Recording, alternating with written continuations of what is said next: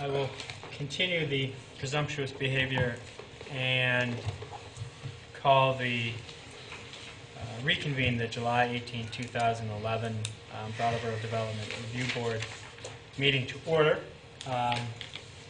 This is the first meeting of our new year, which begins. Our appointments run from July 1st through June 30th. And I have been reappointed for another 3-year term, as has Dr. Chard, if you've been reappointed for another 3-year term. Anyone else? Were you appointed for a 3-year term I went after being an alternate to a regular. Okay, so you have been appointed to a 3-year term as well. The other members are in some number of years in their current term. Stephen, you might be getting near 9 years. I just finished 8. You just finished 8, so this is your last year. My last year. And I will make a general plea to the members of the public, including those here tonight and others watching on BCTV. We have 7 seated members of the board. Catherine Turnus is our 7th member. But we typically have, and we enjoy having, 3 alternate members at any one time. It's a rare occurrence that we will go through an entire night where at least one member of the board doesn't have to recuse himself or herself, and alternates and full members of the board, to pardon the expression, are practically indistinguishable, and alternates participate in our hearings as much as anyone else. So I would encourage anyone who wishes to join the board to submit an application to the Brattleboro Select Board, and they will be admitting alternate members to the board as applications are submitted. So the first order of business is to elect officers. The appointment of officers expires on June 30th, 2011. And I was the former chair, and Mr. Cuthbertson, I believe, was the former vice chair. And under our rules of procedure, we will nominate and reappoint members, and I therefore nominate Tim Cuthbertson to the office of chair of the Brattleboro Development Review Board. Any seconds? Second. Second. That motion is made and seconded. All those in favor, please say aye. Aye. Aye. Those opposed, please say nay. That carries 5-0-1. Can I oppose myself? It's your show, kid. Thank you. Continuing with election of officers, we have a vice chair to elect and also a clerk of the DRB. For position of vice chair, I would nominate Craig, if you would. Any seconders? Second. Okay. Any other nominations? All those in favour? Aye. Craig? I think I that think carries we've 5-0-1. 5-0-1. I think we we've just have. swapped positions. Congratulations. Thank you. We now have to nominate a clerk of the DRB. It's our practice that the zoning administrator is nominated as clerk. I'd like Clark. clerk. Oh, clerk. Oh. Sorry, I beg your pardon. I nominate Brian Bannon to be the clerk of the Development Review Board. Second. All those in favour? Aye. Aye. Brian is duly appointed as clerk of the DRB. Thank you. Now to normal business. We have minutes for the meeting of June the 20th. I'm looking for a motion to approve minutes of the June 20th meeting. So moved. Second. Moved and seconded. All those in favour? Aye. Any comments or adjustments to the minutes? Too late. Sorry? Too late. No, we can adjust them. We can have they're approved. We'll take a friendly motion to reconsider. Yeah, motion to reconsider. Any I have none. minutes duly approved? Thank you.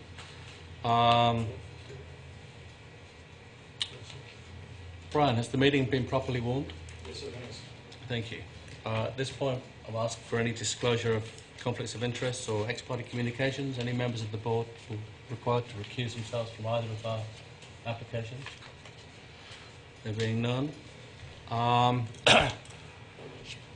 The hearings of the DRB are on the record, and as a part of being on the record, we ask that the members of the public and applicants that wish to present evidence to the board take an oath.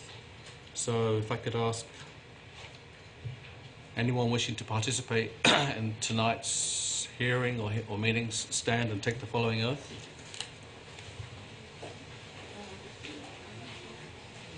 Or affirmation. It is in fact an affirmation. It's an affirmation, thank you. We've covered that. So I hereby affirm that the evidence I give in the cause under consideration shall be the whole truth and nothing but the truth under the pains and penalties of perjury. I do. Thank you very much. Having just had a site meeting at the potential site for the Crown Lot, what we'll do is the agenda had been written up with that being the second application, but I think it's prudent at this point that we'll flip those two hearings and deal with that one first. So, or continue to consider that one. So, at this point, I'll open the public hearings and ask, what's the number? I've got the number somewhere. 2011-069. So 2011-069, you've come forward and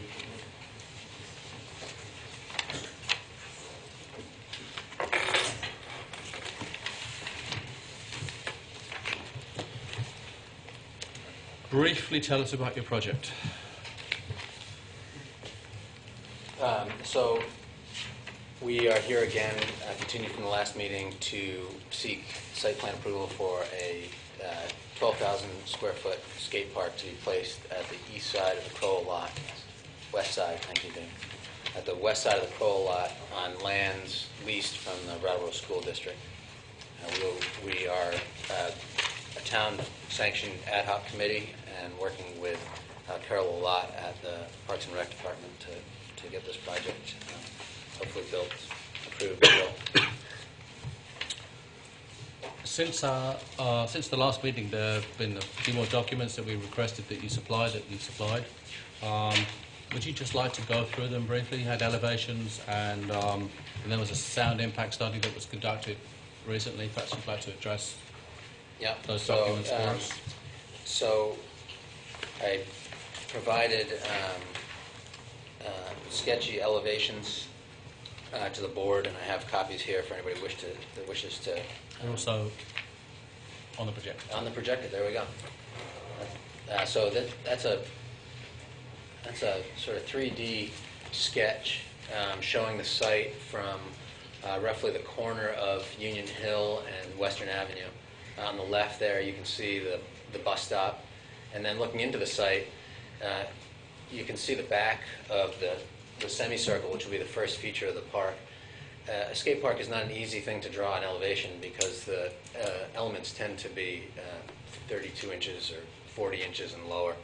I believe that semicircular feature is 40 inches high with a bit of a slope, a bit of earth sloped up around it.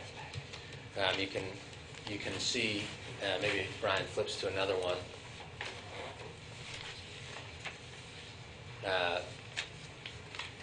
There'll be a fence around it. It's an interesting discussion about fences. At our site visit, a woman asked about putting a fence in between the skate park and, that's good, Brian, between the skate park and the basketball courts to prevent children from moving into the skate park. And I think that's a really good idea. It does touch on the debate on a lot of these issues about the pros and cons and where do you land on being solving one problem and creating another problem. And ideally our vision of the skate park was to have a nice open concrete surface that's available to a lot of different users and a lot of different activity on the surface. So we're cognizant of that balance of not creating unsafe situations and creating an active, useful situation. We're looking at the screen here. That's a skate. That's just looking in from Western Ave again.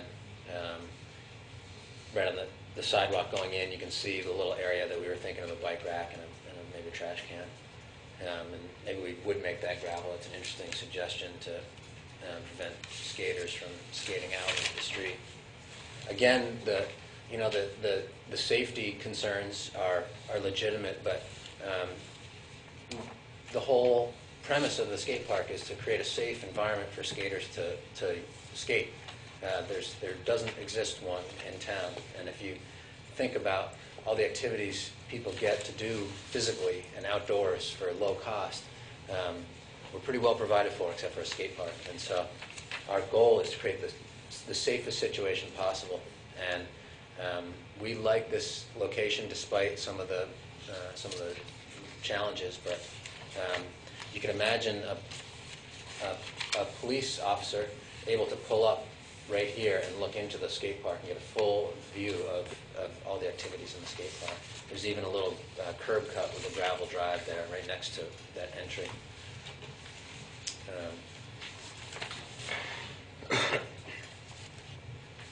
I think there's, if you care to open another one, I'll talk about the sound study a little bit.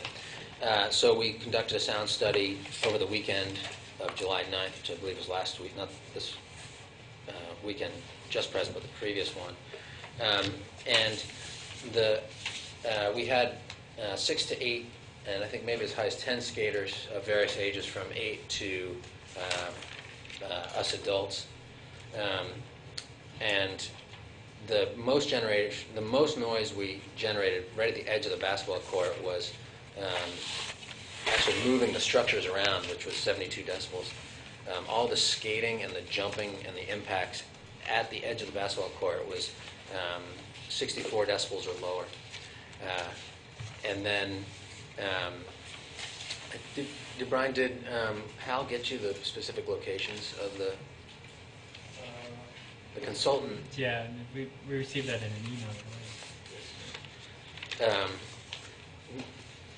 Suffice it to say, he took measurements throughout the park, and we were cognizant of the proximity of one of the abutters on Union Hill at about 85 feet away from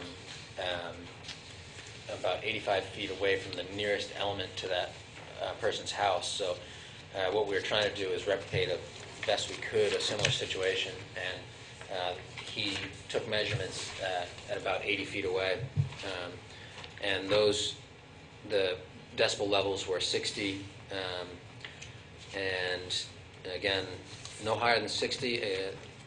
Yelling was 68 or 66 decibels, and again, the moving of the structures was 68 decibels, and basketball was 72 decibels. The background noise at that same location is 70 decibels, so it gets very difficult to sort of parse out what's just ambient noise and what is the skating. All of this is to say that the results of the sound study confirm our proposition that skating is not an adverse effect on the neighbors. It will.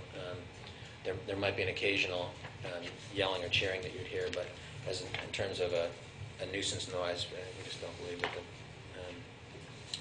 the skate park will have that big an impact. The locations on this, the sound locations on this study here, that would have been, clearly, the edge of the basketball court, and then each of these other, C, D, E, F, G. That would be the property line for. So B was his location, I believe, 85 feet away, or at the center of the. He was sort of standing. Here's the basketball court, and he went over into the middle of the area and took measurements in the middle of the area. So that's column B, and then 24 Oak Crest was Mr. Nikolai's house up on the hill. 19 Western Ave, I believe, is the Everett property. 27 might be Herb's place. Is that true? Are you 27? And 39, I believe, was Fritz. I forget Fritz's last name. Engstrom. Thank you. Fritz Engstrom's place. And then column G is 15 Union Hill, and that would be Brandt's house.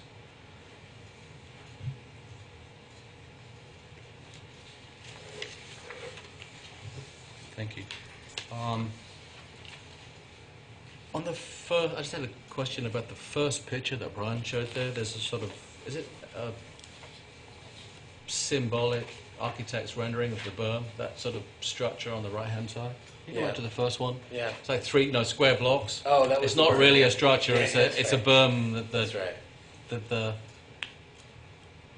Yeah. on the right-hand side there. But yeah, that's sort of that's Yeah. not a skate park That's not a feature, no. feature. No, okay. And I didn't get the plants on there either. But that would be a planted berm. So that's the It's planted not an berm easy thing to create in that program. that we see on the right-hand side, That's right. left-hand side of the plan. That's right. Okay.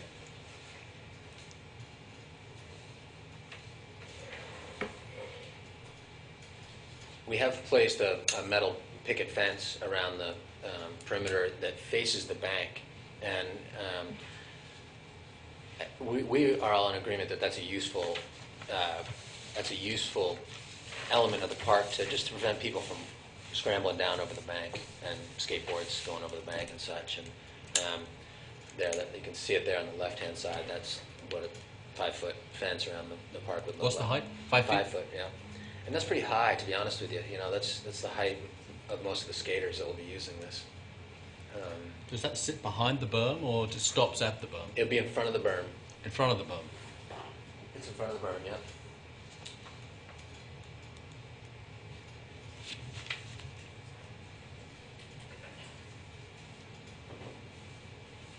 So in fact, it'll hide the berm. Is that right? Is that what you're saying? You won't see the berm. You from won't see the skate berm park. apart from shrubbery growing up over 5 feet. Yeah. And you'll see through the fence. And that's a picket fence rather than a chain link fence, or That's our intention, yeah. Again, we're back to that fence discussion. Is we may indeed need to fence the entire area based on negotiation with the Vermont League of Cities and Towns and their insurer. A fenced area, you know, they specifically asked for a fenced-in skate park. There are skate parks in the state that are not fenced in, and it touches a little bit on that double-edged sword of safety and function of a park. To isolate this, in our opinion, isolating the skaters does not enhance the quality of the character of the park. Having the free movement of people in and out is, I think, a good thing. And you know, putting a gated chain link fence on this side of it or a picket fence around it, we're hopeful we can avoid that.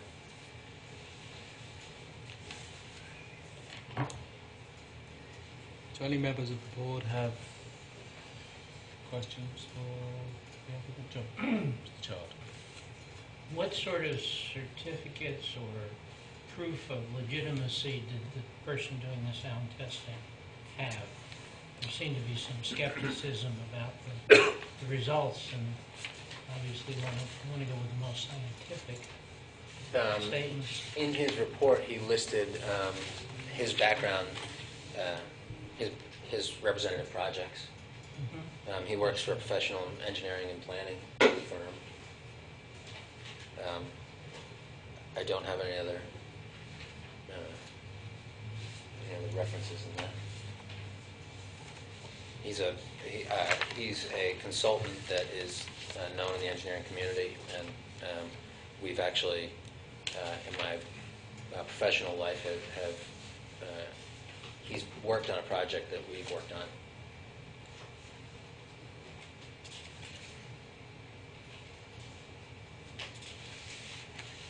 Is there some question to his Legitimacy? There were some faces being made when you were rendering the report while we were at the park. I'd like to be sure we're using the best information Yeah. we can get. He's a professional. What? May I ask a question on the sound? The figures that we're looking at, maybe I didn't read the narrative carefully enough, but these numbers, these decibel numbers, represent sounds from what distance? For instance, talking.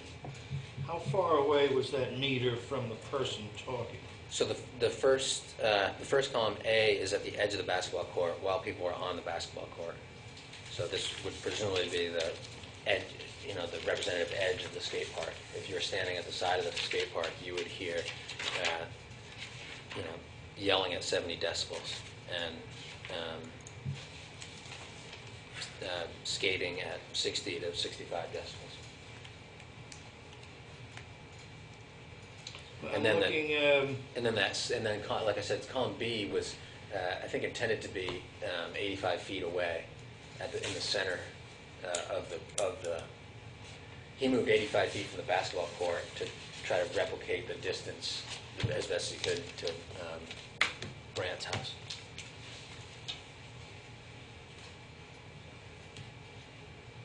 And I think he sent something to you, giving you some other distances as well.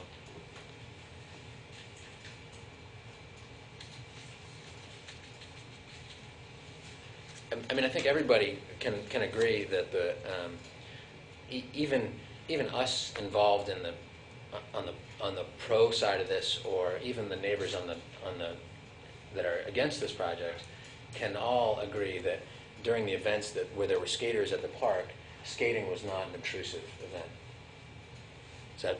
Would anybody? We'll let them respond to that in a moment. Spoon, any other questions on I that? have a question for you Sure. or Brian. What exactly are we voting on tonight?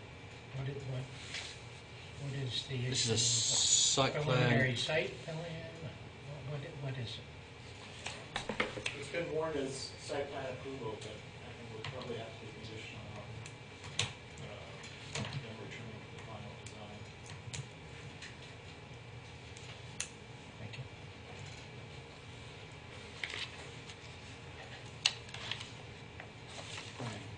That first picture from the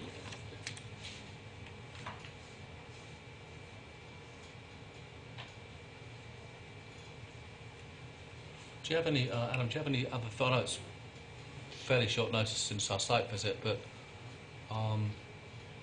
you have any other thoughts about,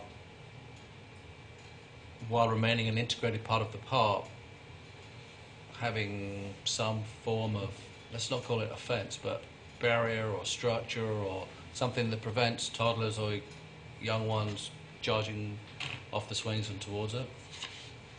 I did overhear David and the mother talking about things like seat walls and some integrated elements of the park that just provided an 18-inch or 2-foot high barrier.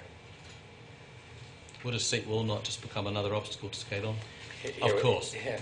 I mean, It would have two sides to it. The one side would be in the park, and the other side would be maybe a hillside that could have a little something to keep people from toddling over. Right. Stephen? You have the shrubs by the basketball court that you said was going to be trimmed a little bit to put a path, possibly put Yeah. a pathway in. Yeah. What would happen if we put some of the shrubs behind the bus stand, but in front of the skateboard park? That would eliminate, again, some of the site that some people have mentioned on. It would also help somewhat keep the sound down, because the shrubs that they have there were approximately 4.5 feet tall. Yeah.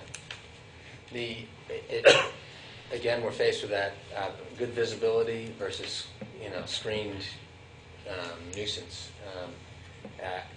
My instinct is that we want this to be visible from eyes on the street, people driving by, and the sound mitigating effects of plantings is not significant enough that I think it warrants the placement there.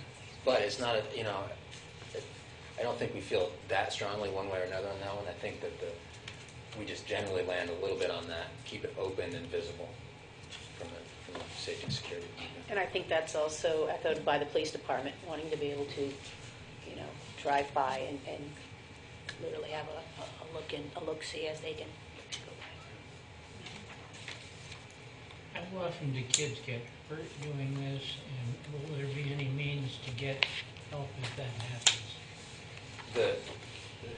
I have the figures here from the American Institute of Pediatrics, I believe. We talked about a little bit about last time, but the incidence of injury in skating is lower than all the major team sports. And I can pull up those figures here. While Adam finds that, I could also add that most of skateboarding injuries, there's two categories that most skateboarding injuries fall into. One is novices, and I think that's novices, and then secondly is coupled with skating in places that aren't designed to be skated on. Surfaces that aren't supposed to be skated on, stairs and rails and elements that shouldn't be skated on. I'm not sure what the difference is between skating in skate parks and outside of skate parks, but inside a skate park where you have smooth surfaces and it's designed for that, it's akin to playing basketball in gravel, and tree roots and playing on a regular court. It's a facility designed specifically for it. So according to the U.S. Consumer Product Safety Commission in 1999, skateboarding injuries to participants ages 6 and older were 0.7% less than ice hockey, soccer, snowboarding, basketball, baseball, and football. I think to most of us, when we think of skateboarding, we think of I'm going to bust my elbow, but I think that a lot of safety. How do you say it? The consequences in skating are self-evident, and kids tend to learn that pretty quickly and adjust their behavior to avoid injury. Adam, could we get a copy of that document for the record at some point? Or could you get a copy of that for Brian? Yeah. I have a question for Carol, actually. We've discussed a perimeter path around the rest of the park. What's your feeling or opinion about that, or how that might be executed? Because that's on land that is not being leased to Basic. It's not really being considered technically as part of this site plan, but we have discussed it. Well, certainly, one thing that we need to do is, because the land is owned by the school district and not by the town, that would have to be approval that was given from the school board, the Brattleboro School Board. I think that would be the first step. I think there's a lot of value in providing the paths as a means of entering and leaving the facility. I'm not sure, although it would be great to have it to go around the entire perimeter. I'm not sure that we would be able to, with having the ball fields there, have it go all the way around and still have safety zones that would be required and not impact the amount of usable space. I think there's a way of making it happen, maybe from the sidewalk over to around the playground area, and that doesn't impact the ball field itself. Because once you put a backstop up, then you got to worry about the regular hit balls, then you have to worry about the foul balls. If we could sit here and say everybody's going to hit straight and narrow and not have to worry about that, I think that's something that needs to be taken into consideration. Do you have a feeling as to the acceptability of a path like that, a walking path, by the school board? Has anybody? I haven't spoken with them about it at all. I think I think some of the parents certainly would enjoy it. You drop your kid off for, a little skateboarding. It's a way of taking the other one around in the stroller or doing a little bit of walking and still being in the same vicinity while you're getting some exercise while your kid is playing. Keep an eye on your kid while you're still. But to give you an answer as to what the school board, no, I have not had that conversation with them. And we've raised it conversationally with the school board, but not formally. It is not formally part of our plan. Okay, thank you. Any other members of the board have questions? Craig? Jen? At this point, I invite anybody, member of the public, to speak to this application. You could just state your name and... Hello. Hi. My name is Frank Kareski. I live at 15 Union Street, which is right across Union Street from where the proposed skate park will be. Anyone who was here at the last meeting, I can just tell you, you can rest easy. I'm not going to speak for nearly as long this time. I have one quick question for the DRB before I address comments to the applicant for the proposal, and that's just that Craig was saying that the conditional use permit isn't required for this application, and as far as I understand, the Crowell lot is in a residential zone area, and recreation is only permitted with a conditional use permit in a residential zone district. So as far as I can tell, a conditional use permit would be required. I took the position when I was chair of the board that it's an existing use in the district. So if it's an existing use in the district, you don't need a conditional use for an already permitted use in the district as a recreational facility, and I suspect that the only use of that lot is as a public recreational facility. If that use isn't permitted, then the current basketball use may not be permitted, the current swing sets may not be permitted, the current play structure may not be permitted, because those are all a use which is a public recreational use. Yeah, I was just assuming that maybe there was an existing conditional use permit for that recreation there. And if it existed, I suspect not, but that park has probably been there for longer than zoning. Definitely longer than zoning. All right. I'm not an expert in how that works, so I'll just move on to just saying that as I've been saying this whole time, I'm really generally supportive of there being a skate park in Brattleboro. I think we desperately need it. I have various concerns about this particular proposal. I think most of them are actually not worth discussing at this point, simply because I think there's one overriding fact that makes the issue a non-starter, and that is the noise issue. As far as I'm concerned, based on the evidence that I've seen, the skate park will be too loud where it is to be acceptable. This isn't based on my sort of any previous, thinking that skate parks were inherently loud. This is based on, during my first initial contact with the skate park committee with BASIC, evidence that they provided about the noise created by skate parks. That's what caused me initial concern. That's why I've been discussing noise concerns with them ever since the school board first gave them approval, before the school board even gave their approval for the skate park to be located here. Specifically, it's not just my own personal opinion that the skate park will be too loud.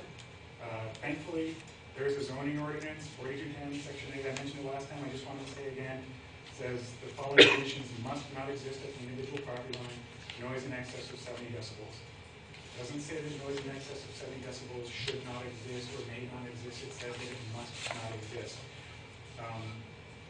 And as far as I'm concerned, I presented some pretty clear factual evidence that demonstrates that this skate park, as proposed, will generate noise in excess of 70 decibels. That evidence comes from 3 different studies, 2 by certified professionals, 1 by skaters themselves. These are studies found sci-fi standards as evidence of how quiet a skate park can be if situated far enough away from neighboring residences. If there's any bias in these studies, it's in favor of the skaters. All three studies, if you extrapolate, present evidence that the proposed concrete skate park built approximately 60 feet from my property line will generate noise that violates the zoning ordinance, noise in excess of 70 decibels. And so, I mean, I have to admit, I don't understand why we're still discussing this. I mean, it seems plain on its face. It's just going to be too loud. And BASIC hasn't presented me any counterclaims to the evidence that I have. I thought it was pretty straightforward, clear. They haven't said these studies have been disproven, or our skate park is different because of X, Y, and Z, or no, we're really going to be farther away from you. You know, they have done their own noise study, but I don't understand what that's supposed to demonstrate. If you look at the facts and the details of the noise study, it's not remotely representative of what they're talking about building. I went over there during the noise study, and to my eye, there were about half a dozen skaters there, mostly small children who were having a hard time standing on the skateboard, much less performing any tricks. There were two adults there, but these two adults probably couldn't do an ollie if their life depended on it. And there was Necessary to insult us? not to insult you, I'm just trying to just tell what I saw. There was one teenager there, probably pretty representative of the future users, but he wasn't doing any tricks. He was skating around in circles, seemed kind of sullen maybe because none of his peers were there. So there was, you know, no jumps, no scraping, you know, no shouting, kind of none of the representative noise that there normally would be. On top of this, I mean, I think there's been all this talk about how is, you know, a concrete skate park is so quiet and would be quieter than, you know, skating on asphalt because of X, Y, and Z, because it's smoother. And I think it just needs to be pointed out that no one's concerned about the rolling noise of the skateboards. That's equivalent to a car driving past. There's white noise in the background. It's the bang that happens when you land a trick or fail to land a trick. And for this particular study, the study was done on asphalt, which is a lot softer than concrete. So it absorbs energy from the impact. So it's going to be a lot quieter during impacts than landing the same trick on hard concrete. Finally, the study didn't really address that the skate park's going to be so much closer to my house than the basketball court. You know, the skate park, the edge of the skate park is going to be about 60 feet from my property line. The basketball court's probably about 250 feet. Where is your house? My house is 15 Union. It's the blue house, second one from the top of the hill. You say 50 feet. There's a map plan here. We're sitting at 102 to your line. If I stand against the wall of my house with a laser rangefinder, pointed at the big tree that's, you know, right at the edge of the skate park closest to me, it comes up as 80 feet away from my house, about 60 feet from my property line. Have you seen the plan that's, I mean, this plan here is showing 102 and 107 from your boundary to the edge of the skateboard park. Those were estimates based on drawings, not measurements. Actual measurements. They're scaled off the drawings, and I've also pulled the tape from the tree to his property line. I mean, And how there many is. feet was it? 85 feet 85 feet. to the property line, to the corner, to where I estimated the corner of his property. And I have a couple questions. Just- Mind, Mr. Chair? Sure, please go ahead. And that was 85 feet, and describe to me column, I'm a little confused because you were wondering why we were still here, but I don't see any reading in column B, which shows a reading of greater than 70 decibels. So I understand there's a noise ordinance in the bylaw, and I understand that column B, my understanding of column B is it's a representative distance without any sort of interference by trees or berms or anything else. showing the distance, a representative distance between your house and where the closest element would be, and I don't see any element, any reading over 70. And if the proposed skate park were going to be exactly what happened on that day, I would be all for it. But instead of small children, that group that was there that day doesn't represent the skaters I see around town. If we're out in front of the transportation center, when we look at these people, we're talking about larger teenagers, grown men even, much more mass, and on hard concrete instead of asphalt. I'm sure it's going to generate more noise than what was happening that day. And you reference other studies, but those weren't studies of this site. Those No, they were studies of the generally. same design of skate park. And at 80 feet, they indicated that 80 feet in these site conditions or similar site conditions, it would exceed 70 decibels? They talk about 50 feet away being 71 decibels, across the street being 83 decibels. Who talks about that? Okay, so study by Van Orden from the Noise Control Office in Portland, Oregon. So if it's 50 feet is 71 decibels, I suspect that 80 So- feet would be no more than 70 decibels. Yeah, I mean, as far as, we're flirting with the line here on that one study. Other studies say that it will definitely be over. My question They'll is, say so that 80 feet it will definitely be over? if across the street is 83 decibels, Across, I don't understand what across the street neither means do I. in That's all that that the study context. says. I'm a little confused about that, those distances and references as being vastly over 70, but one of the stories that you mentioned says 71 and 50 feet, and the other says across the street, but there's no distance described. Yeah, I think 71 and 50 feet is flirting with too loud. 83. I don't believe so. The nice thing about bright lines is the bright lines. It is a nice thing about Okay. bright lines. If this skate park is built and it turns out that it is louder, then what's the, how do we fix it? Does it get unbuilt? I don't know how many cubic feet of concrete are going to be poured. I need to go back to Oscar. The 85 feet was determined. Adam, you determined 85 feet as a distance that would simulate the distance from skaters in his house. This plan shows 102. Why did we go up another 15 to 17, or 102 to 107?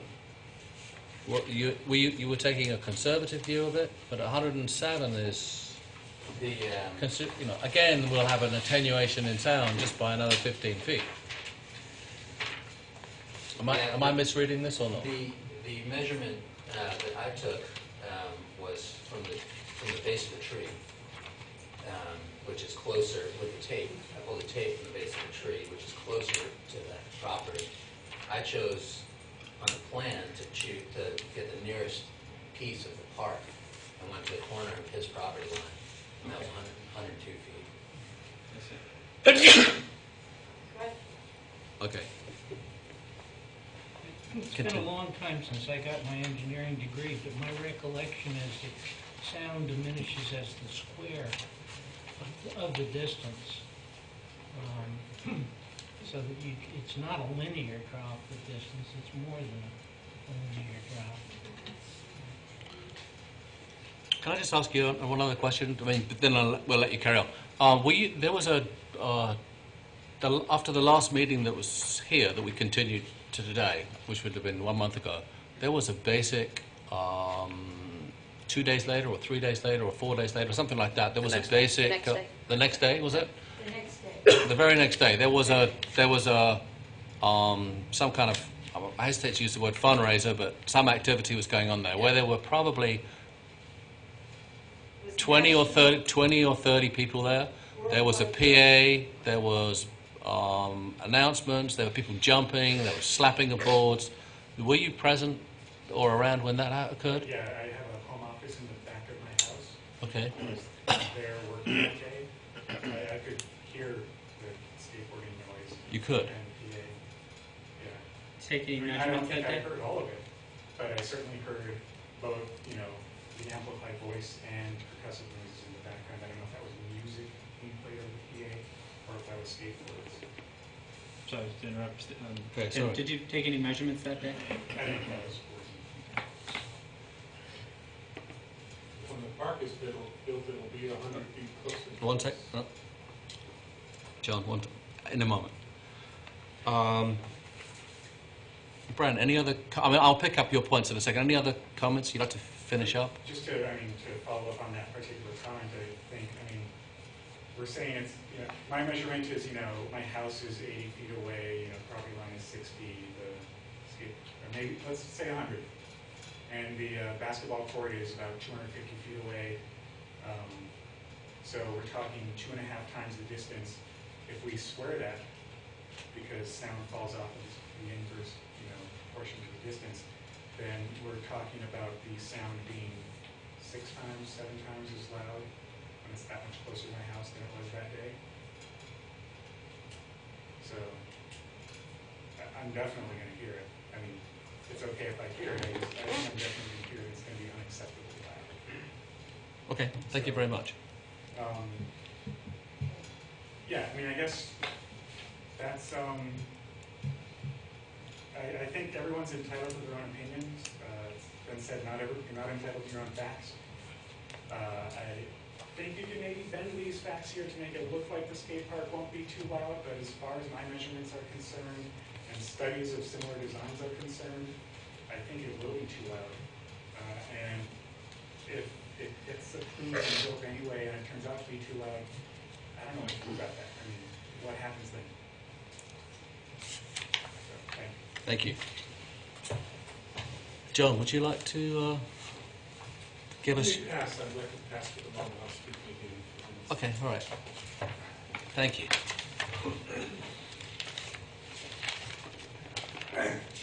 Hi, my name is Herb Eisenberg.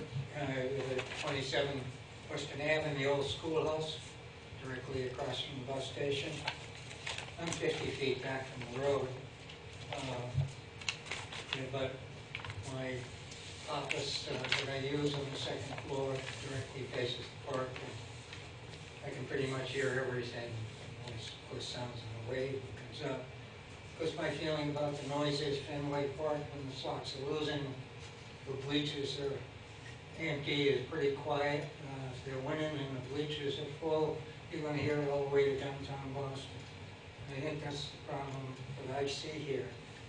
In the 2 years ago, when we had the first meeting back in 2009 at West Brattleboro School, I had the opportunity then to review the design at that time. I noted that the proposed area that would require removing or relocating the preteen and tots play area that is used on a daily basis by area residents and their children.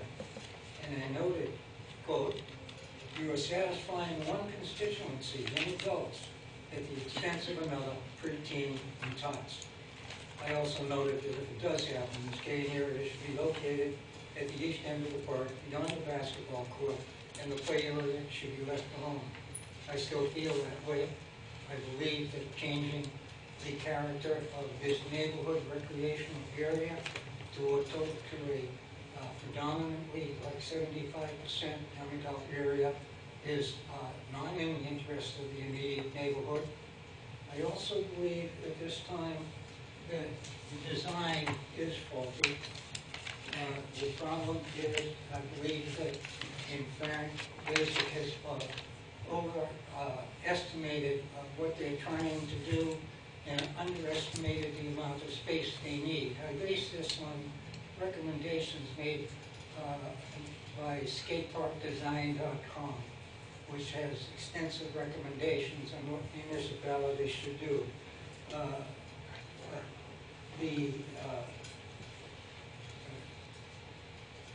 One of the things that I wanted to say, and I'll try and be as quick as I can, but in doing this, the change in the park should be sustainable, equitable, multi-use, responsible, and affordable. One of the things I didn't talk about at the site, or spend much time on, is toilets. Will the town be providing toilets? We're going to increase the number of young adults that are going to be at this, using this park. I think that's a serious concern. I know the woods are available, but that's not quite the point, is it? The problem that I see with what they're trying to do is skate park design specifically says that it is most beneficial for a municipality to have the goal of building multiple parks and locating them around the city, rather than building one large facility. The concept of satellite parks best serves users of the facilities and substantially decreases overcrowding at any one park. In many instances, skaters are too young to drive, and other forms of safe transportation to one large skate park may be unavailable. For a lot of communities, a series of moderately sized neighborhood parks is a more feasible long-range solution to their skate park needs. Now, what they're trying to do here, because one of the things of the skate park design specifically is all parks must have a beginning area. The beginning area is a portion of the skate park where individuals limited on those experience can practice and control the environment. It is essential for beginners to be out of the skating area with intermediate and advanced skaters for their own safety and the safety of others. The beginning area should be between 5,000 to 8,000 square feet and should have sloping areas with small hips, mobile parts, etc. So what we have is trying to put into this park a 5,000 separated beginners area, which is not shown on the plans. In fact, the specific plans here do not show a beginning area. Oh yeah, there's kind of a pointing at this area saying this is the beginners area. I guess I was kind of reminded about that cranberry commercial, you know, with the juices, and he pours in the juice with the sugar and says, don't use the cranberries in this area. Well, it's in this area, you know. I did comment at the site about the lights and no lights. I'm very much in favor of no lights. I hope you're going to ask the basketball players if they're going to turn their lights out, because they seem to like to play a good bit at night. I hear them from my window quite clearly, sometimes as late as 10, 11 o'clock. But that's all right, it happens quite rarely. Did I talk about the toilets already? Yes. Okay, good. You forget that one. So what we have is what we call in the,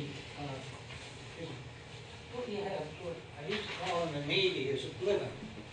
Now, for those of you who are not in the Navy, a blivet is 10 pounds of stuff, and that's a polite word for it. It's 10 pounds of stuff in a 5-pound bag.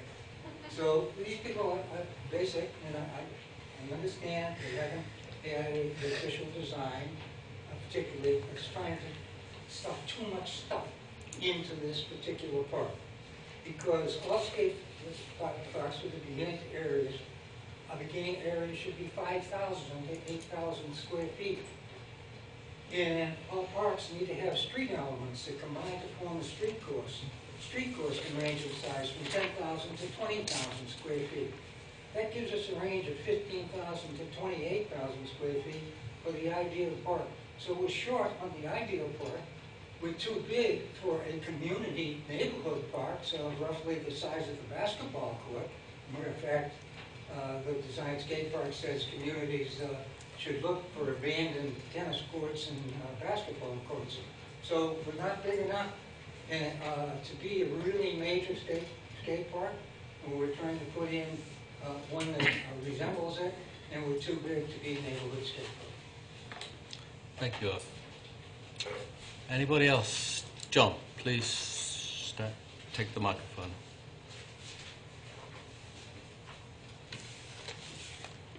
John Wilmerding, District 3. I live at 219 High Street. About, as near as I can figure, about 250 feet away from the proposed skate park location, directly across from Provo Line. I'd like to comment on 3 areas where I feel the Development Review Board needs to do good due diligence and have objective points of view represented for you. And one is noise. I personally think that this proposed use will be acceptable under noise considerations, but I'm not sure. Because we've seen the results of a study done by an expert commissioned by the basic group. And so I'm not sure that that's an objective result, or whether the results were pitched to the group that was asking for the study or not. I wonder if the town can commission or do due diligence to the noise issue. Parking is another area that I think that the Development Review Board need to do due diligence on. I haven't heard it mentioned in these hearings that the parking along Western Avenue running down Green Street is absolutely full at the close of school hours every day when parents are picking up their kids. I mean, that is the biggest major flux of parking traffic into that area during the entire weekly pattern of parking use. And I've lived in the area for 20 years, so I've had plenty of chance to see that. I will comment that when I first moved to the area, I noticed the noise of the basketballs hitting the backstops, and I said, gee, that's pretty loud, but after a while I got used to it. Where I live, we do have an unacceptable noise level, but it comes from Harley-Davidson motorcycles that don't have any mufflers and large trucks careening down Western Avenue into High Street, or flooring the accelerator as they crest High Street coming up from the town. That's a huge amount of noise. We cannot carry on a conversation in our home when that happens, but the skate park naturally has no responsibility for that order of noise. We close our front windows in our house and we cannot open them during warm weather because there's too much noise coming from the street. I think that the town should do due diligence, especially with regard to the prospective expense of supervising and maintaining the skate park. I have not seen any really good estimates, maybe no estimates, I'm not sure, of what it will cost the town to maintain the skate park. I have not seen whether there's any speculation or any study about whether increased use of the area will require a public restroom. There is no public restroom within any close distance of this park. And the town has trouble keeping in the past few years anyway, the water fountain going in the park. And maybe that's because the pipe got crushed and it would cost a great deal of money to fix it, I don't know. But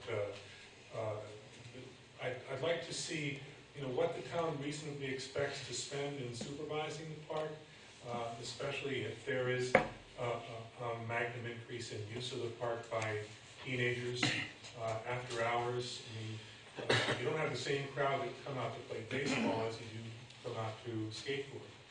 I personally, in terms of the character of the park itself, I would have a concern about fences being put up. I mean, I could see a 4-foot or 5-foot chain link fence maybe not impacting the character of the park if it was placed between the play use of the park area and Union Hill. But if you have a fence going right across the middle of the park, that sort of feels like we're making a big change in the park. I'd like to see a walkway going all around the park, but I understand that's not within the scope of what this board is considering here. I was a skateboarder when I was a kid, and when the skate-in was held after the last meeting, I went over there, and I got on a skateboard myself for the first time in a number of years, many years probably, and I didn't fall down. It's still a lot of fun to skateboard. I mean, if I wanted to get into it, I couldn't spend the time on it, but I probably enjoy it myself. My kids have never done it, but they have other interests like snowboarding and things that are well-known and acceptable. But I will say this. I went over there, and the people who were holding the event said to me, well, yeah, we had them turn the stereo down. We wanted to make sure we're not making too much noise. And I think my wife Carmen observed that there wasn't really any aggregate increase in the amount of noise coming from that event being held on the basketball court.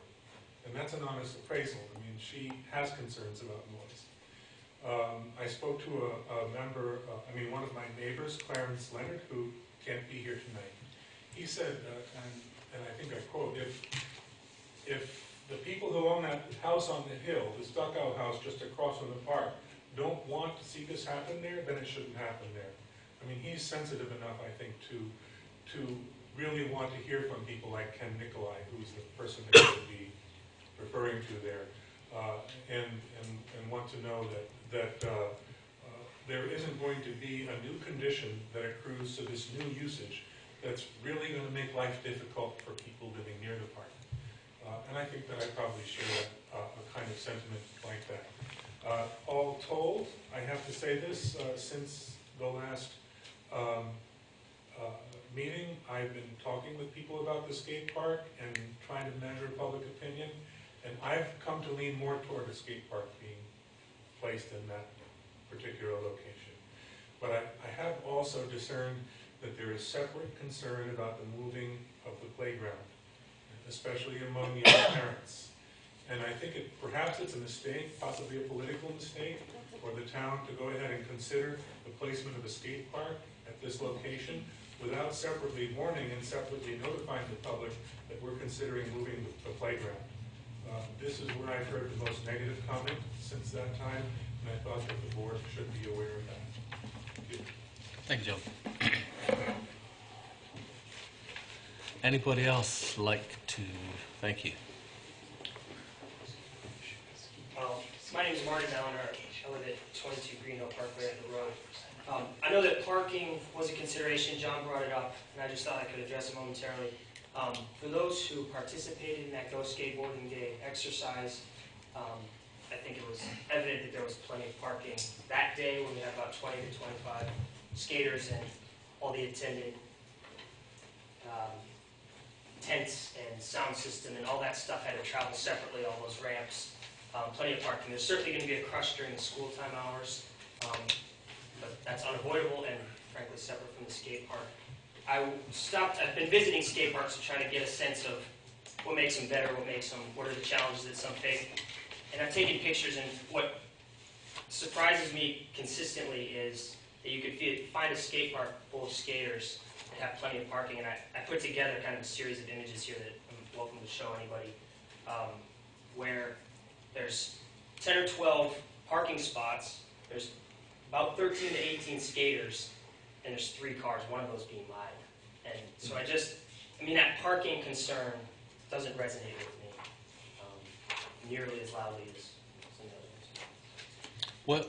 Well, you were 22 Park Hill, was it? Green Hill Park. Green Hill Park, and that's That's nowhere near here. Okay, thank you. Tim, Yes. at the appropriate time, would you take a poll to whether you might go into it deliberation? Yeah. Anybody else? Please, yeah. Stan. Hi, I'm Jeff Clark, and I'm on the skateboard committee. I just want to reiterate about the noise level during the event, and that was an event. It's Go Skateboard Day. We had it 2 years ago. We had it this year. There was a PA system. I travel with my boys to many different skate parks. I skate with them, and all that they use now is the iPod and texting and discussion among themselves, and a little, cheering on when someone completes a jump or what have you. But there are no more boom boxes out there, so that event, that noise on that specific day would not be seen on a regular basis. Thank you.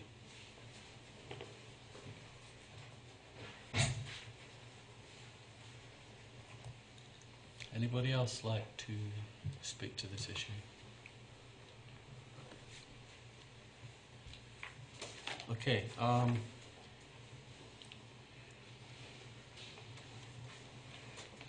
There's been a few questions raised by members of the public here. Perhaps we'll deal with the park issues in a broad sense. Carol, can you speak? Toilets and the relocation of swings and play areas, Well, we can first start with the restrooms. Yeah. Currently, there are no proposed restrooms. The only park that we have that has restrooms is Living Memorial. We don't have restrooms at the Brattleboro Common. We don't have restrooms at Pine Street or Crola or, excuse me? The only park that we have restrooms is Living Memorial. And there are a lot of these, are a lot of neighborhood parks. It's not to say that we couldn't entertain the idea, but again, I want to reiterate that this park is not owned by the town of Brattleboro. It is owned by the school district. And that, again, would have to come from the school district, if that was something that the school district felt that they need to do. We have had, in some of our parks, portlets to take care of a immediate concern, but we all have concerns with what a portlet can do to a site as well. As far as the play structures, I think moving the play structure could be a positive thing for that site. Currently, the play structure, the swing sets, are very close to the road. You have one or two children, one runs here, one runs there. I think moving them, we have met with the school board about a desired location that would meet everybody's concerns. Currently, the current play structure is about 40 feet away from the basketball court, and what we want to do is we want to move the swings and the play structures to the far side, so that'd be the east side of the basketball court, in the vicinity of as close as 50 feet, so 10 feet further away from the basketball court.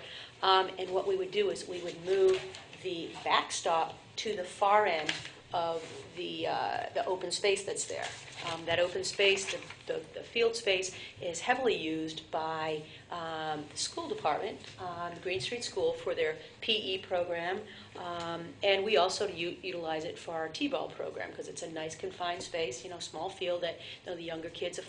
T-ball is for ages 5 to 7-year-olds, so that would fit at the far end, putting the ball the backstop at the far end, and that would be far enough away from both the swing sets and the play structure so that the two could coexist and not impose a safety to anyone. Adam and I and Margaret from the school district were out there talking about that just late last week, and she's just one member of the board, but that seemed to be of a good location for them. And what we would do is we would actually totally take out the swing sets and we would put in new swing sets, and it would be a new play structure. Kind of wraps those. And can you just address lighting? There was some comments about the amount of time that the lights are on the basketball court and whether those lights... The lights on the basketball court are seasonal, and we certainly, they're on timers. So if they're, they should be going off at 10 o'clock. If there's an issue there, please call me. The timer needs to be set, and I'll be glad to reset it to the appropriate time. As far as the skate park goes, there is no proposed lighting in that area for the skate park. I believe there's a safety light in the middle, a security light that's in the middle of the park that just is lit up even when the basketball lights are off. In the middle of the whole park? I believe it's it's a few. It's right near the skate park. I'm not. Brand, you know if that, or Herb, you know if that street light works? The street light? There's another light in the middle of the park. Have you noticed the other light on there? Right, it's right near the play structure. I only noticed the one in the middle of the basketball court. I haven't seen it. Yeah, so if there is an issue with the lights being on past 10 o'clock, that's definitely, someone's got in there and tinkered with the timer, and we'd be happy to readjust that if that is staying on past 10 o'clock.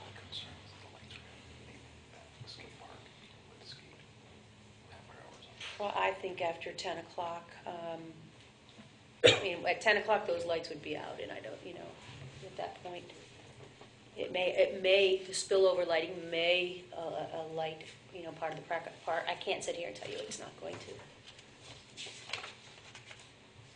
to. And the other issue was not issue, but comment raised was about the water fountain, which I gather will be prepared.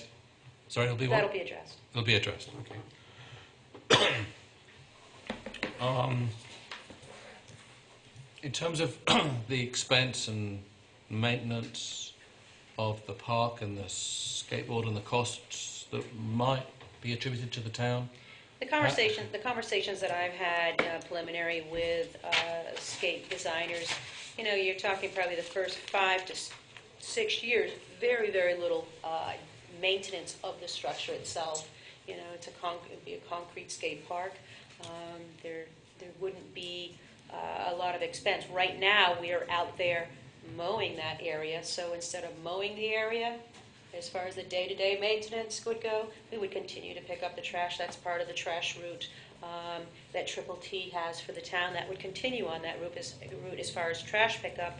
And instead of mowing that area, we would be blowing off the skate park. So we'd be blowing instead of mowing, and that's all equipment that we have on hand currently to maintain our other parks. So do I take it you wouldn't see a particular impact? I don't foresee a huge impact. There may be a little bit of additional trash, but that would be on the trash route that's being picked up by Triple T. Thank you.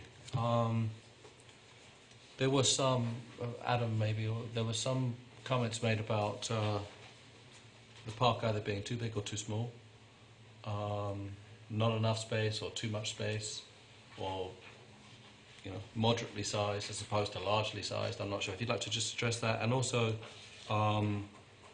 the issue of supervision, whether it's felt that supervision is required, or would you just like to briefly comment on that? Regarding the size, the research we've done, or the other parks we've looked at, the 8,000 to 12,000 square foot is a great size. It's appropriate for this size of community, and it's appropriate for the size of the space we're going to occupy, and it fits nicely with the lease we have. I think the way we have it laid out is also conducive to having multiple areas for multiple skill sets. I think it's really it can be successful in that regard. Second question was supervision. Take that one on. As far as the supervision goes, we don't intend to set a person out there and supervise. And a lot of my colleagues, I've made a couple phone calls to other colleagues around, and they don't have on-site supervisors. It's a facility of skating at your own risk. Your rules are posted as far as you wearing the proper safety equipment, but they don't sit out and have as at the swimming pool, a lifeguard, or at the skating rink, a skate guard. That is not something. It's a police your own facility type thing. That's not to say that the police department won't be doing drive-bys if there's issues. Of course they're going to be keeping an eye, and that's why I think this is a spot that is along their heavily traveled route, and it's an area that they can keep a constant eye on. I think one of the most successful elements of public space is an active public space with good visibility, with a mix of uses, and with residences next to it. That road is highly traveled. There are people, unfortunately, feel too close to the park, but and there's a lot of different users of that park. One of the components of unsuccessful skate parks are the ones that are remotely located just for skating in industrial areas or back areas or under bridges is where they've often been relegated to, and those have a lower success rate because there's just not a mix of people and not a public around them. Thank you. Spoon. I would just like to see if people would like to go into a deliberation for a while.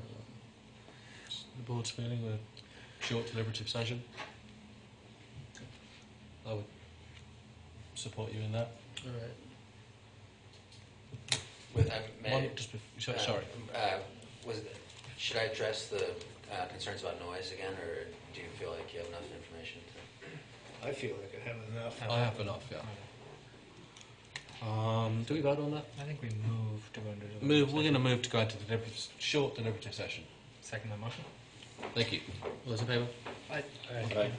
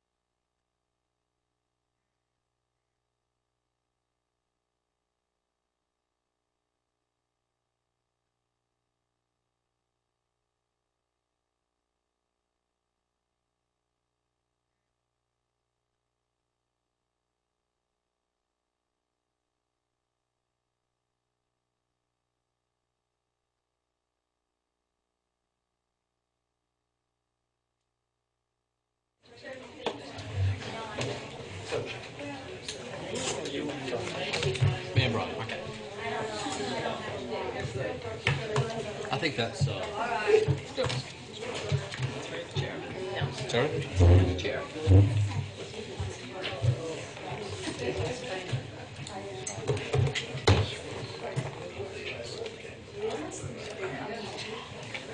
We're missing spoon again. So, do we call the meeting back to order, or we just come out of... You gotta wait a minute. Get it over. Sorry? Yeah, just You gotta wait a You minute. just call the meeting. They have somebody right here. I know. So you Once I learn how to stand up on it.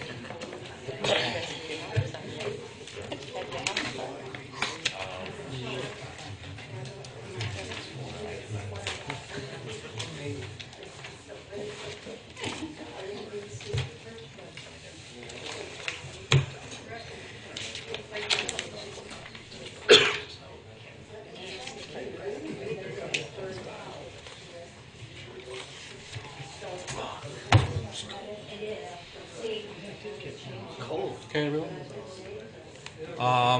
Thank you. I call the DRB meeting back to order.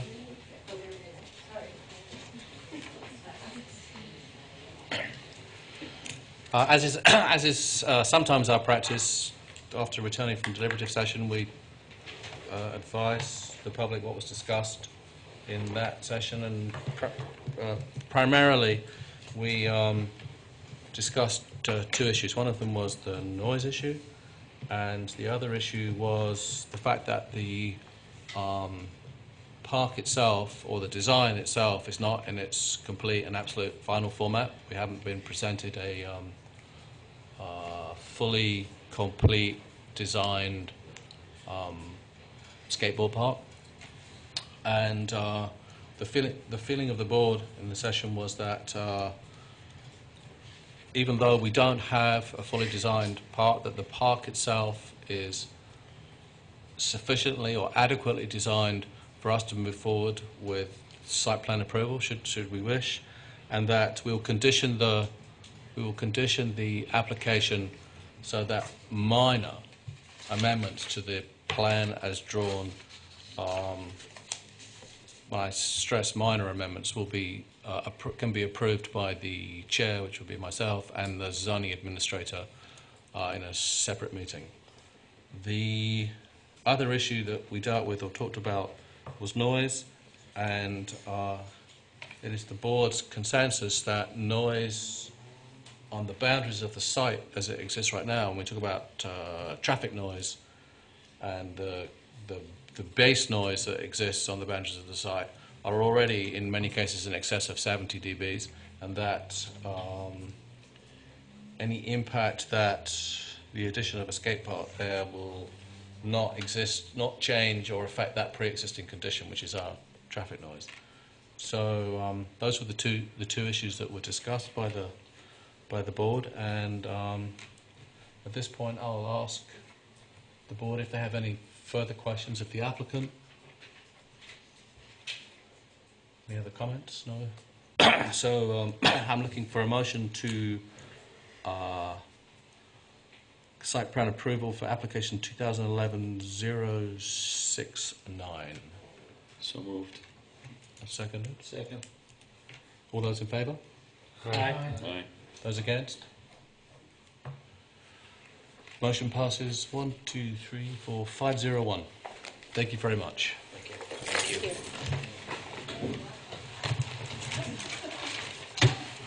Okay, application. Brian, can you give me help here? What's the 2011-066? Stephen Lawrence. Call application 2011-066. Please come up and tell us about your project or your application. Application, my detractors, is to convert a de facto 6-unit apartment building into a de jure 6-unit apartment building. It's been functioning basically as a 6-unit building for years. The variance was originally for 4 units. I have the right to live in it also, which adds a 5th unit. And I'm sorry, I can't speak louder. Is there a mic? Ma'am, Come closer, Pat. thank you. Thank Pull you. the chair up. The variance is for 4 units. The right to live in it is a 5th unit. And the right to run a business in it is a 6th unit. There's been some uncertainty over the years, and it seems to me easier to convert it into how it's been effectively used as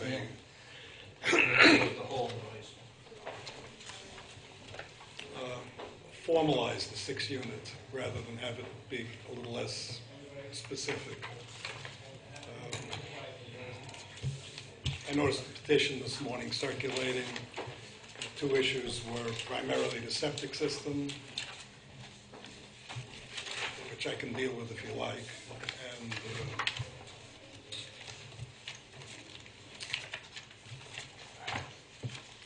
that describes my intentions anyway, though, what I want to do with land.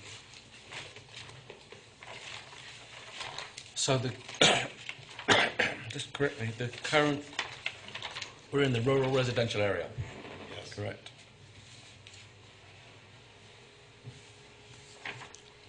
And let me just look this up. And the maximum number of units in rural residential, Brian, is 3 and 4 family dwelling, I think.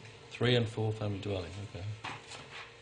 And you are before us to request that this is a 6-unit dwelling. But it's being used that way now, legitimately.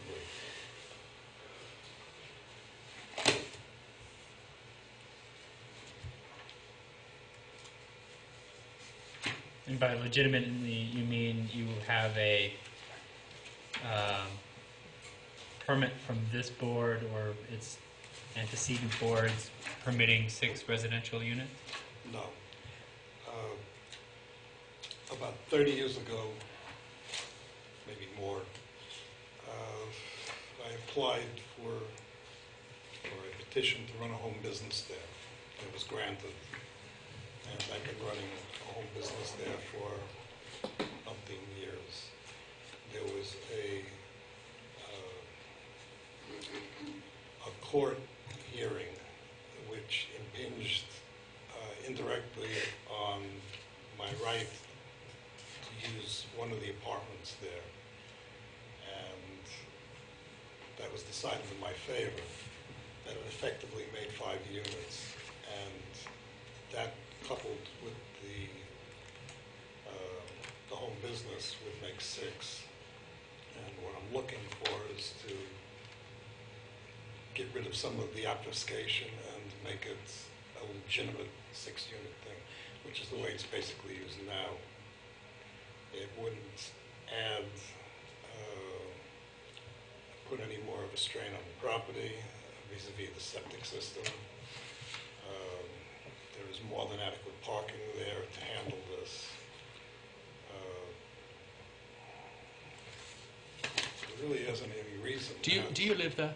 So when we think of home business, it's the resident or the primary occupant, of the property lives there and conducts their business in their own living space. We don't think of that in terms of that allows a whole another unit. It's utilization of your living space to conduct your home business. Well, So you're a resident of that yes. property? Yes. And I'm running a jewelry business with sort of a minor in construction. And jewelry construction, building. And it uses a rather large percentage of the facilities. Jewelry requires a lot of water, just a lot of facility. It takes a great deal of space. More space than an apartment, which it's already designed for, would need. I'm using you have pictures of the property.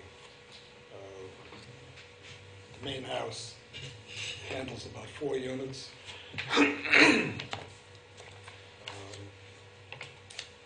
side building handles another one, and that barn is at least the size of the house, and that was being used for the construction of the jewelry. It easily has enough facilities to handle what I'd like to use it for. Effectively, Question.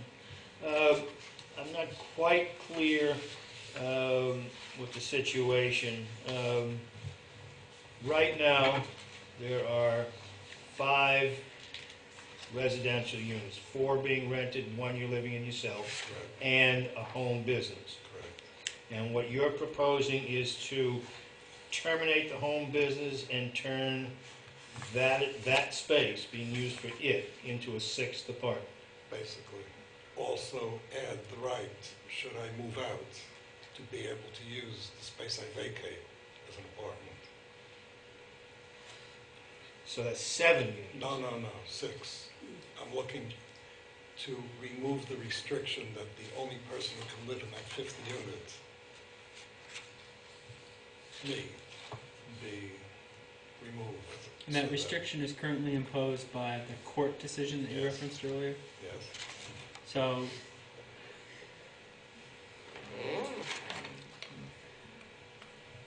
you said that we wanted to go from de facto to de jure.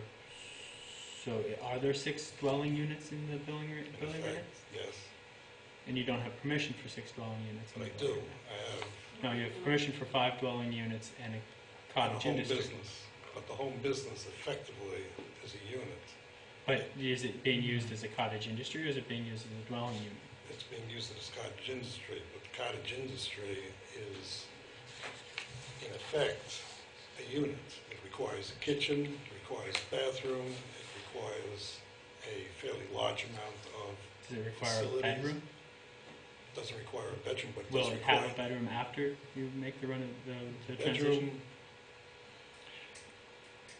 When I constructed this 30 years ago, I originally did it, perhaps a little naively, but I originally built it with a view toward eventually using it as an apartment when I gave up the business. So we're not talking about doing any additional work on the property. We're talking about just using it as an apartment rather than as a business. So it has a bedroom in there now? It has rooms that I use to work at the jewelry. If I remove the jewelry from them, they're bedrooms. And so, I'm sorry, like Spoon, I think I'm a little confused. So because I have you can one use room. it, because the court said you could use it as a cottage industry, Right. you would like us to say cottage industry, No. residence, they're the equivalent, so go ahead and use it as a residence. Well, you guys said I could use it as a cottage industry.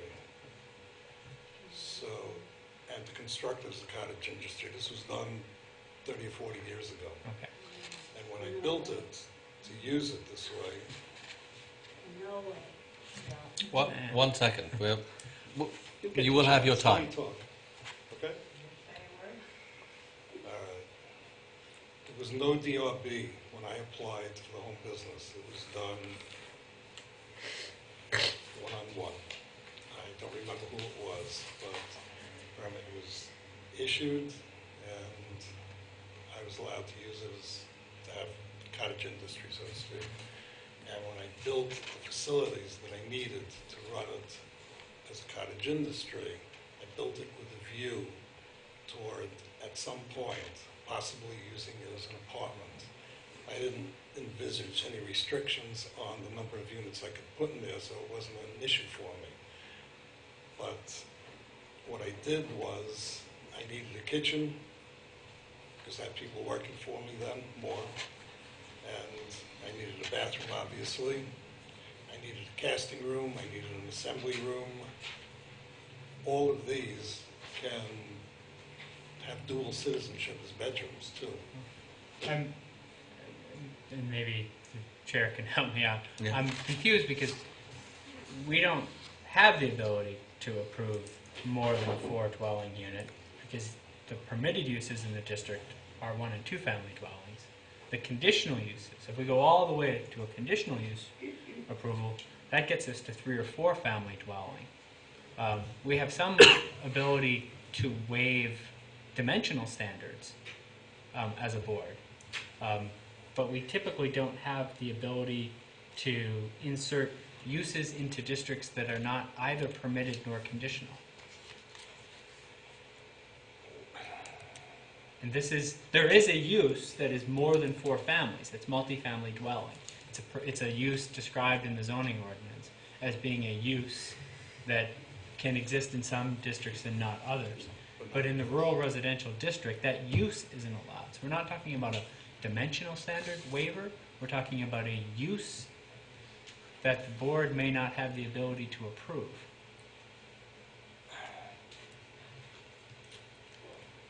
I'm not in your position. All I can say is that effectively, that's how it's being used. My hope, I guess, is to convert it from a theoretical use into a practical use. Well, it's not a theoretical use, it is a practical use. I don't know whether I'm overstepping or not. It just seems that rather than... Just for my clarification's sake, describe precisely the existing, what you're doing at the moment. I mean, as Craig has just cited, a conditional, within that district, permitted uses are 1 and 2 family dwellings, conditional uses are 3 and 4 family dwellings. It would appear that in the past you have been granted a conditional use at some point to turn that into a 4 family dwelling. I inherited the use as a 4-family dwelling. The guy I bought it from. Okay, so there's a use for a 4-family dwelling, and now you're saying that you would like to convert that to a 6. Is this what I'm hearing? A 6-family dwelling? I hate to use the term convert because I'm not doing anything to it. I'm going to be using it the same way. Well, let me rephrase it. That you wish to use it as a 6-family dwelling. We're not converting anything. You wish to use it as a legal 6-family dwelling.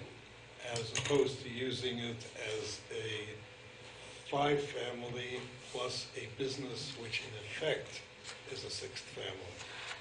And the It's effectively running as a 6-family now, except now it's called business, and I would like to have the option of using it more generally as a business or as a residence. Okay, one second. Brian, you raised your hand, sorry. This building has a really long history of coding and of violations. Unfortunately, our records aren't very clear. What we can say is that we have been using a 5th apartment there for at least 20 years. It seems like it should probably be treated as a non-conforming use. Or that the board might consider that. That the 5th apartment is a pre-existing non-conforming use. At this point, the town is enforced very faithfully, but while it took... But to make it 6 would make it more non-conforming, which is what we can't. Can't increase the non-conformance. Look up the history on it if you'd like. One second. We will get to you in a moment. Does any other member of the board have questions at this point? Or should I just open it up to the floor? I have one, Tim. Sure. I have a suspicion that the board is in agreement with the audience from our end procedurally because we don't believe we can increase a non-conforming use. And well, I'm actually pretty interested to hear the history of this because I like old poor farms and all that other stuff. I just wonder if we all agree, if you might take a straw poll. I mean, I figure everyone wants to get home. Well, I'm happy to hear it as well. I'm mainly interested in the history that starts at the point when the of the court case when it went from 4, because that's the issue. I know it was the poor farm and all of this, but it's the point when it changed, I guess, when Mr. Lawrence purchased it, when things started to change, and that's where I would really like to have the history. Okay, let's open it up to the public and see what we get. Your name, ma'am? My name is Eileen Alexa, and I've lived in the neighborhood for 40-something years, even before Steve. So I know the history of this house. It was granted for 4 apartments. Steve built the 5th apartment to the side, and there are people living in there, the 5th unit. 2 dogs, kids, cars, whatever. My main concern is just the appearance of the house that my neighbors told me to say. The noise of the apartment building, the more car coming and going all day, all night.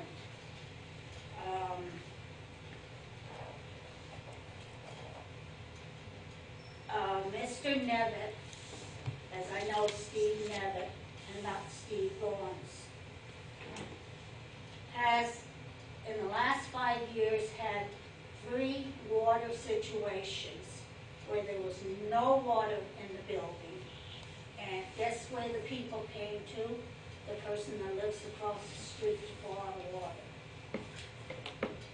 I had to call the fire department because there's been fires there. I know there's 5 units, and Steve keeps saying that it's legitimate. I never got a notice on the 5th or 6th unit. So that's all I want to say. Thank you. Thank you. Your turn. Larry Besser, I'm in a butter. Irene is correct in most regards. Just to give the history on, your records don't go back far enough. But I have documented at home someplace at least 100 phone calls to the various predecessor organizations here about violations there. And what Steve did was go ahead and make 5 and 6 uses after the 4, if he was allowed to have 4. And it stayed that way until people started to complain. The town, he never went to get any permits. The town never said boo. And we started to complain a few years later after we saw what was going on, the trash and the lumber and the burning. Illegal burning is constantly going on, by the way, at Steve's, practically on my property, but right next to it. Nobody ever complained about that. So I started complaining, a few others started complaining. We documented. They said, oh, we're going to send somebody out. So they sent somebody, eventually, after about 6 months, they sent somebody out. Make a note, come back, call back, says, call back in 3 weeks. All right, so call back in 3 weeks. That person was retired or left the job. So we have to send something. I lost the paperwork. That was the next excuse. Years and years. And I was doing it at one point just to harass the town because nobody was paying any attention. So I said, I'm just going to cause celeb of this and continue this. I called for a couple years. Nothing ever happened. 5 and 6 are not approved, never were approved.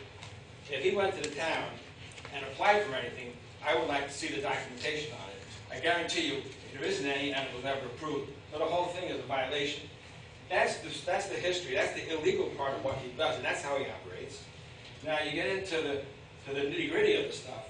If you guys allow him to have 6 there, the kind of people he gets are transients, and they're the usual modern-day kind of folks, 2, 3, 4 cars. So already 6 times 3 is 18 cars. That property, despite what he says, no way you can hold 18 cars. It's not paved. Ruts during mud season, cars get stuck in there all the time. They're parked out on Bonneville Road. It's hilarious there.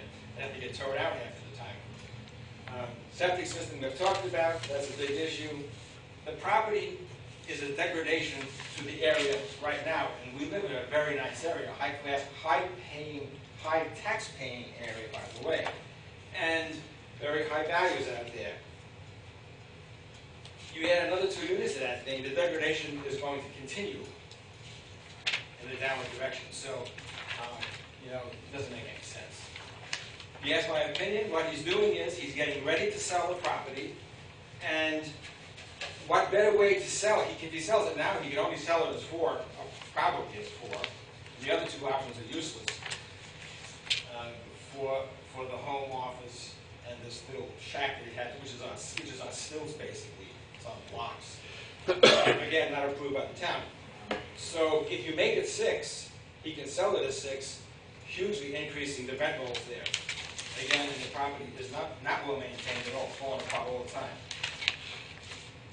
So we have a real eyesore, and I'm just asking for please don't compound that. You have to live with it right now, but don't make it worse. Thank you.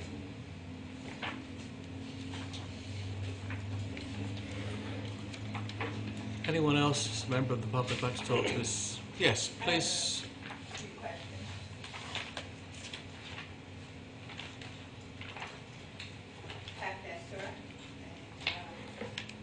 Some of the questions I have is what's showing up over there is slowly added, like you put stilts and then add 2 feet, close it 4 feet, and then all of a sudden there's a structure there. And where is his cottage industry? Is it in the barn or is it in that white house? Where does he live? What is the apartment there? Because there's the main part of the house, the great part. And what is that white building? That's another unit. What is it? Another unit. Someone lives in there. Mm-hmm. Where is the yards and kids live? Where is the owner of the place's apartment? And where is the cottage industry in that complex? In the barn. Like he lives in the barn, and the cottage industry in the barn? Yeah. Just, I'm making a note of your questions, and we'll ask them in a second. Okay.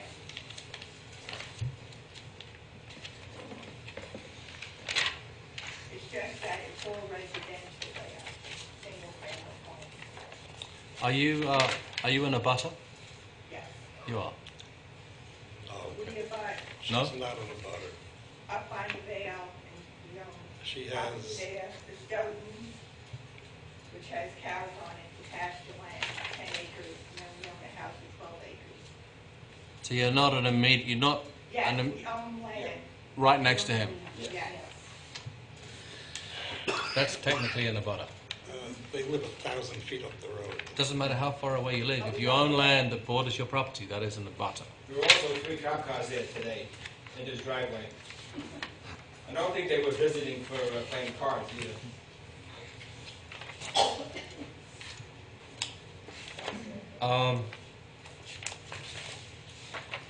I guess I want clarification either from Brian or from yourself. You were granted permission for a 4-family dwelling, 4 units. No, And- they and- granted permission for Sorry? When I bought it, it came out. Okay, it came with 4 families. Came- And subsequent to that, the environmental court decision of 2001 was it? You were ordered not to use the barn for dwellings or business without a permit. Is that how I read this? I mean, where did Unit 5 and Unit 6 come from? I was living in there and I had 4 units. There was a court hearing, not directly impinging upon that, but it was considered as an adjunct. And I was given the right to live in it as a 5th unit. That's where the 5th came apart. That was probably, I don't know, 6 years ago. Something like that. If that is the case. One second. See, the concept of an owner's unit is something that I don't understand or grasp, and I'm not. If the environmental court granted you permission for an owner's unit, the 5th unit. I didn't think it was the environmental court. I don't think that had anything to do with the environmental court. It says Vermont the findings is put through here, and Vermont Environmental Court, docket number 2006-1201. pursuant to the Town of Brattleboro zoning violation 2001 number 14. The court ordered Mr Lawrence not to use the barn for dwellings or business without a permit. So there was an environmental court case of some description about 10 years ago, 9, 10 years ago. Were you the owner of the property at the time? Yeah, but I don't, There was an environmental court hearing? it might have been, but I, s- So I you don't do not know. recall going to the environmental court 10 years no, ago? but I had several go-arounds with the courts regarding violations. Okay. I don't remember when this came up exactly. It seems to me that it was about 6 years ago. And as a peripheral comment, I was given the right to use a fifth unit to live in. Do you have that on paper or anything? It was a court decision. Brian, you must have it. I haven't been able to find out. Is, what was Do you the have the number docket that you sheets? read Do you have the that docket didn't sheets? enable you to find the decision? I'm just... I think I have the answer to that one. If you'd like to Yeah, help go us and back step up. forward to the microphone. I go back up. Yeah. Yeah, the, This is Larry... that was Larry Besserow. Okay. My wife, Pat, over again. Yeah. That was around the time when I started calling at the town with regard to the violations and so on. And prior to that, there was, we were asking for a legal way to stop what he was doing.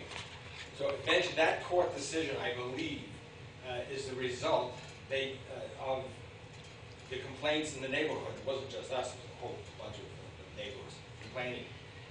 And what happened is that, if you read that again, the word said not to be used without getting a permit. Is that correct? It does, yes. Yes. That's when I really started to increase the pressure on calling, because basically the town said, okay, we have finally issued the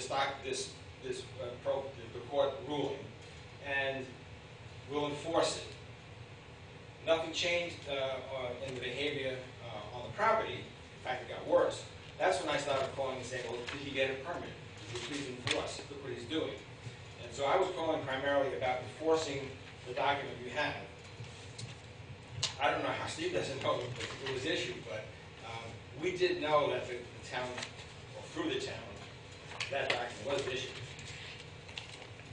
But there was never any enforcement, and that's why anything that was done subsequent never got a permit for anything.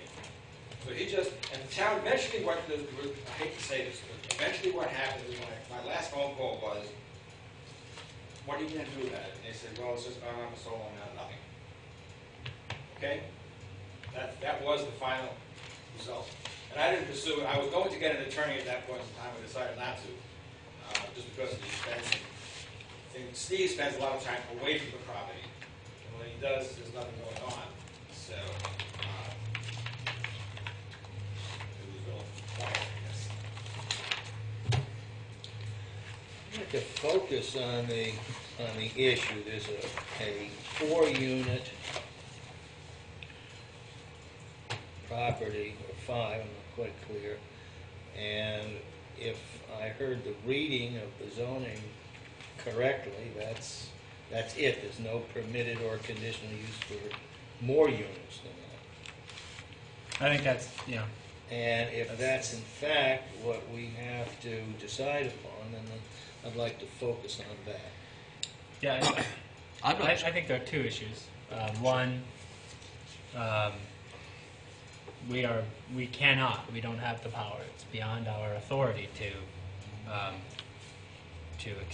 extend a large, move, alter, reconstruct any non-conforming use. And there's no way we can go from its current use to a 6-unit use, because we'd be moving, enlarging, altering, extending, reconstructing a non-conforming use. That's one. That's first. But the second is, non-conforming uses don't mean stuff you got away with for a long time. It means stuff that was permitted before the introduction of the bylaw. The bylaw makes it illegal, but we don't punish people for doing things that they're permitted to do at the time when the bylaw was passed. So I've heard the term pre-existing non-conforming used, but that doesn't mean stuff you've been getting away with for a long time. It means stuff that was permitted as of right when you were doing it, but there was a subsequent change of the law that made it impermissible. We don't punish people, but we don't let them enlarge it. And I've heard about creeping expansion of the property, but in my mind, that doesn't mean pre-existing non-conforming use. That means a violation of the zoning ordinance. Larry is blowing smoke. He has no idea what went on there, but he talks a lot. The fact is that at some point about 5 years ago, not because of anything Larry did, what Wesley in effect said, I'm not going to kick somebody out of his own house. That made it, that effectively resulted in the edict, if you like, that I had the right to live in there in addition to have the 4 units. The fact that there was a home business, not commenting. the fact that there was a home business at the time never came up. In fact, nobody has said anything about that for forever. But even if we assume what you've got right now, the 5 units plus the business, is a non-conforming use, this would be expanding the non-conformance by adding a residential. I don't think we have the power to do that, even if we wanted to. I mean, I know in my mind, I don't care about police cars or septic or anything else. It's just I don't think the law allows us to do it. I mean, if they change the law, sure, but I don't think we have that leeway. Well, that might be. My only point was that it's being used that way, will continue to be used that way, regardless of whether you call it a cat or a dog. I just thought it would be easier to call it a dog. But the way it's written, it does matter. Bring a zoning enforcement. I don't know what the zoning administrator will do, but maybe the zoning administrator will take the position that this is, in fact, a violation of the zoning ordinance. So yeah. I mean, it's not just the shape of the place or the number of rooms, it's the way it's used as well, and I think that's the problem, not the fact that the building could conceivably support both, but just that there's a, quote, residential unit limitation. Okay. Can I just ask you one last time? You used the phrase an edict, correctly or otherwise. Brian has no copy of this edict. Is that correct? The zoning or the planning department, the zoning administrator has no copy of this edict. Alice was the zoning. Alice Herrick was the zoning administrator at the time. And the edict was granted by who? This board? Wesley. John Wesley. I don't know who John Wesley The is. judge. The judge. Sam, I should say we have extensive